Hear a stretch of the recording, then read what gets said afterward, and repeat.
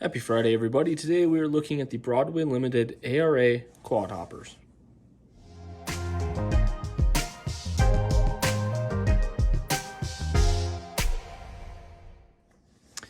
All right, so these are a set of 4 that I picked up from Broadway Limited on their Black Friday sale. They had a whole bunch of stuff that they put in their refurb section with deep discounts. And so I picked up some stuff when that was going on, and this was one of the things that I got. There are a set of 4. The 2 back here have the coal loads installed, and these 2 are running empty. And I wanted to get a set of these in just to see what they were like. I had some pretty decent luck with my Atlas ballast hoppers, and they're pretty similar to these 2. So when I do some comparing and some price comparisons as well, we will be referring to these quite a bit. So let's zoom in, take a look at this, and then we'll get into some price points and whatnot there. So when we get up close and personal, these have some details that I really like and some things that I don't. They're kind of a mix between a really cheap car and what you would have seen on those Atlas ballast cars.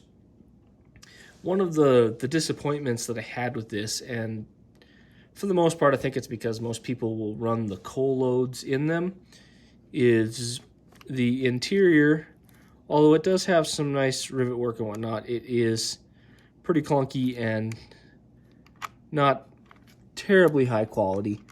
Not the biggest thing against it, especially when we start talking about price point on this, but the one thing I really do like is when you're looking at the side, and I'm hoping I have the lighting set up properly that this really pops. It seems like it does when I'm looking at the video here, but compared to the Atlas, although I think the Atlas has a more scale bolt pattern, rivet, I'm not sure what it is on this, but these really pop. Even when you have just a little bit of light on them, you can really see them running up and down the side of the unit, and it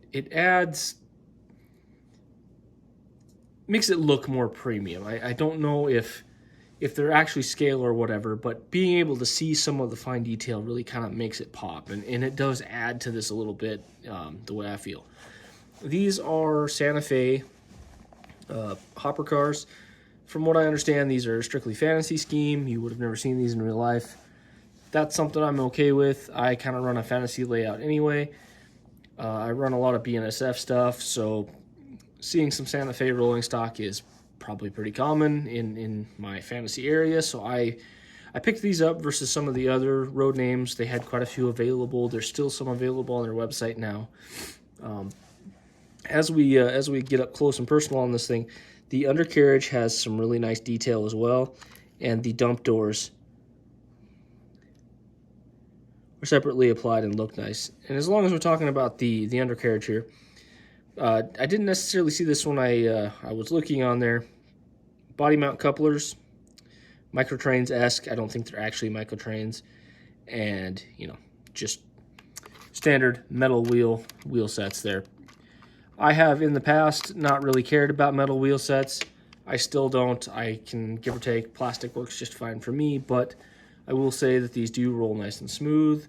They don't have a whole lot of rolling resistance, and they tend to track pretty well with those metal wheel sets. So not a knock against them, not a knock for them. If it's something that you like, awesome. Otherwise, don't know what to tell you, but I don't know that these run standard microtrains wheels, so finding plastic replacements could be an issue. However, the Broadway covered hoppers that I reviewed a long time ago, I've been running metal wheels on them, and they've been perfectly reliable. So far, all of the testing I've done with these have been that way as well. As we turn this around, we can get a look at the ends here. There's the brake wheel. You can kind of sort of see the chains in there. Again, these are not as high quality as some other ones that I have on my layout. But honestly, for the price that these things are going for, they're pretty darn nice.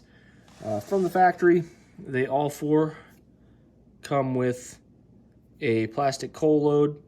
This is not necessarily my favorite It looks very plasticky. If I was going to run these with more frequency, I would probably put a good amount of flat black paint on this to kind of take that sheen away. It definitely has a plastic look to it. As we zoom back here a little bit, you can see these two units have them installed. At a bit of distance, it can definitely trick the eye into thinking that there's possibly a coil load in there, but up close they do look rather plasticky. Those are the other two road numbers that I had, and then up and to the left there is the third. So I mentioned a little bit that these run really reliably. I've had a few issues with my ballast cars. One was a bit of a a bit of a killer. I had them loaded up with ballast, and one of the air hoses ended up catching and tipping over the entire train. So that was quite the mess to clean up. But the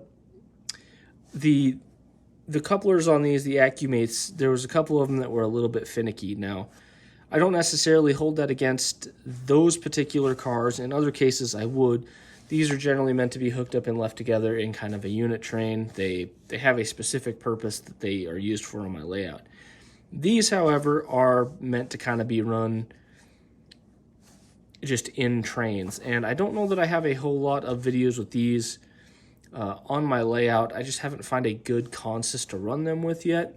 Matter of fact, I might end up selling them if I want to review some more stuff, so I'm kind of up in the air on that. But I haven't had the need to adjust any of the couplers.